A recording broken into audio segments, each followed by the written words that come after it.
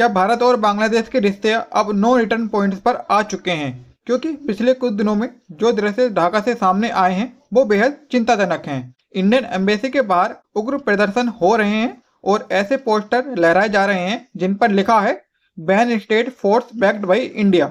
यानी इन प्रदर्शनकारियों का तर्क यह है कि शेख हसीना की सरकार एक डिक्टेटरशिप थी और चूंकि अब वो भारत में है तो भारत उस तानाशाही की सोच को बैक कर रहा है।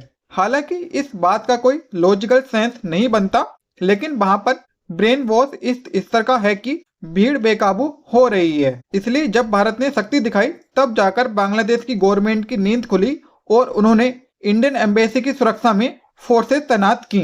नतीजा यह है कि भारत ने अपनी वीजा सेवाओं को फिलहाल बंद कर दिया है, यानी लीगल तरीके से बांग्लादेशियों का भारत आना अब बंद है।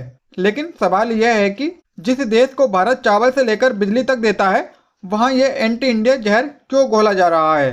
तो यह सिर्फ एक विरोध प्रदर्शन नहीं है, बल्कि इसके पीछे एक खतरनाक मंसूबा है।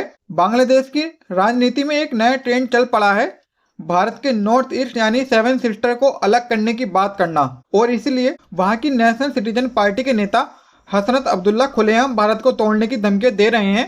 हालात इतने खराब हुए हैं कि भारत सरकार को कड़ी आपत्ति जताते हुए बांग्लादेशी हाई कमीशन को तलब करना पड़ा।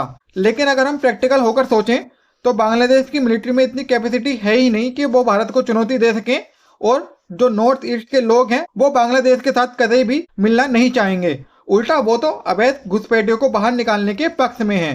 तो फिर यह सब ड्रामा क्यों? तो इसका जवाब छिपा है उनकी गंदी राजनीति में कि भारत को गाली दो और अपनी कुर्सी को बचाओ। नाउ इस पूरे खेल में अमेरिका का रोल भी हैरान करने वाला है। बांग्लादेश में पिछले 2 सालों से कोई भी चुनाव नहीं हुए हैं। मोहम्मद यूनिस केवल एक एडवाइजर बनकर देश चला रहे हैं।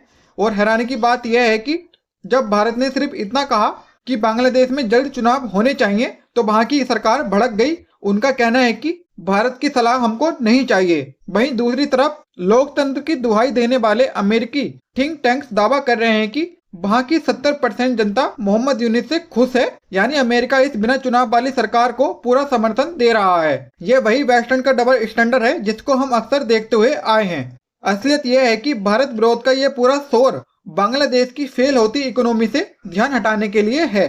क्योंकि ताजा आंकड़े अगर हम देखें, बांग्लादेश की जीडीपी ग्रोथ गिरकर 3.35% पर आ गई है और महंगाई दर 8.29% के पार है और इसके और ज्यादा बढ़ने के आसार हैं। इसलिए जब जनता महंगाई से त्रस्त होती है और युवाओं के पास नौकरियां नहीं होती तो नेताओं के पास एक ही रास्ता बचता है, पड़ोसी देश को दुश्मन बताओ और राष्ट्रवाद की आड़ में अपनी नाकामियों को छुपाओ। लेकिन बांग्लादेश ये भूल रहा है कि भारत को नुकसान पहुंचाने की चाहत में वो खुद को आर्थिक तबाही की ओर ले जा रहा है।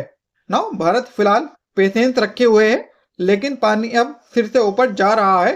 तो आपको क्या लगता है, क्या भारत को अब बांग्लादेश के खिलाफ सख्त आर्थिक प्रतिबंध लगाने चाहिए? अपनी राय कमेंट में जरूर बताएं। जय हिंद।